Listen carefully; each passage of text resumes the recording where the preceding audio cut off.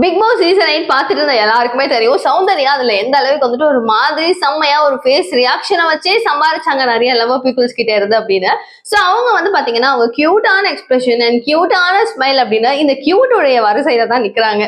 எனவே இப்ப வரைக்கும் வீட்டுக்குள்ள இருந்து எவிக்ட் ஆகி வெளில வராம அழகா விஸ்டாண்ட் பண்றாங்கன்னா ரொம்ப பெரிய விஷயம் தான். சோ வீட்டுக்குள்ள ஒரு சூப்பர்வான லவ் மொமெண்ட் அண்ட் இந்த வரைக்கும் பிக் பாஸ் சீசன் 8ல நடந்த ஒரு எபிசோட்லயும் சிறப்பான எபிசோட் அப்படின்னா சௌந்தர்யா கொடுத்த விஷாலுக்காக அவங்க லவ் பண்ணி அதாவது ப்ரொபோசல் பண்ணி will you marry me அப்படின்லாம் சொல்லி கொடுத்த அந்த விஷயம் தான் வேற லெவல்ல இருந்துச்சு.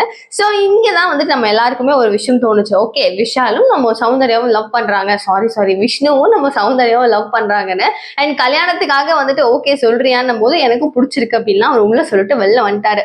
இப்போ என்ன விஷயம் தானே கேக்குறீங்க? எஸ், இப்போ விஷ்ணுவுக்கும் நம்ம சௌந்தர்யாவுக்கும் கல்யாணம் அப்படின்ற மாதிரி ஒரு டாக் போயிட்டு இருக்கு இல்லையா? ஸோ இது எதுக்காக அப்படின்னா விஷ்ணு அவர்களே சொல்லியிருக்காரு, நான் பிக் பாஸ் சீசன் 8ல வந்து என்னோட சௌந்தர்யா இருந்தாலும் நான் முன்னாடி சீசன்ல வந்திருந்தேன், என்னால வின் பண்ண முடியலனாலும் சௌந்தர்யா இந்த சீசன்ல வின் பண்ணிட்டு வந்தா எனக்கு ரொம்ப ஹாப்பியா இருக்கும், ரொம்ப சந்தோஷமா இருப்பேன். அப்படி இல்லை அப்படின்னாலும் எனக்கு பிரச்சனை இல்லை, அவ வரும்போது அவன் ரொம்ப ஆசையா இவ்வளவு நாள் இருந்தது ரொம்ப பெரிய விஷயம் அப்படின்னு சொல்லிட்டு வாமான ஒரு ஹக் கொடுப்பேன் அப்படின்னு சொல்லியிருந்தாரு. அது மட்டும் இல்லாம நாங்க சீக்கிரமாவே வந்து கல்யாணம் பண்ணிக்க போறோம், ஆனா இந்த வருஷத்துக்குள்ளவே நாங்க பண்ணிடுவோம், இப்பதானே லவ் சொல்லியிருக்கோம், ஸோ இதுக்கப்புறம் நிறைய கனவு இருக்கு, நிறைய ஆசை இருக்கு, நாங்க ஜாலியா லவ் ரிலேஷன்ஷிப்பை கொஞ்ச நாள் என்ஜாய் பண்ணிட்டு அதுக்கப்புறம் கல்யாணம் பண்ணிக்கிறதுல எங்களுக்கு எந்த விதமான ஒரு ஆச்சரியப்படமும் கிடையாது, நீங்க யாருமே வந்து ரொம்ப ஃபீல் பண்ணிடாதீங்க அப்படின்னு சொல்லிட்டு சௌந்தர்யாவுடைய ரொம்ப லவ்வர்ஸ் இருப்பாங்க இல்லையா, அவங்களுக்காக இவர் இந்த விஷயத்த சொல்லியிருந்தாரு. ஸோ ஒரு சீசன்ல ஹிந்தியில பிக் பாஸ் எல்லாம் பார்க்கும்போது ஒரே சீசன்லயே வந்துட்டு லவ் பண்ணி கல்யாணம் பண்ணிக்கிட்டு நிறைய நபர்கள் இருக்காங்க.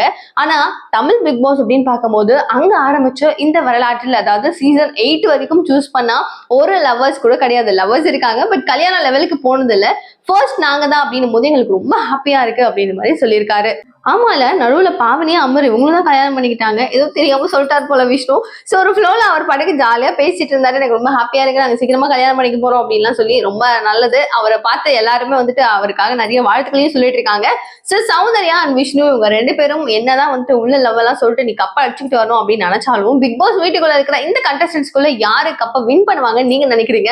உங்களுக்கு தெரிஞ்சிருந்தா மறைக்காம மிஸ் பண்ணாம கமெண்ட் பாக்ஸ்ல சொல்லுங்க, யாரு வந்து யாருக்கு அதிகமா ஓட் பண்றாங்கன்னு பார்க்கலாம். ஸோ மேலும் இந்த மாதிரி டக்கரான பல விஷயங்கள் இன்ஃபர்மேஷன் தெரிஞ்சுக்கிறதுக்கு சேனலை சப்ஸ்கிரைப் பண்ணிக்கோங்க. Thank you so much for watching. Bye bye.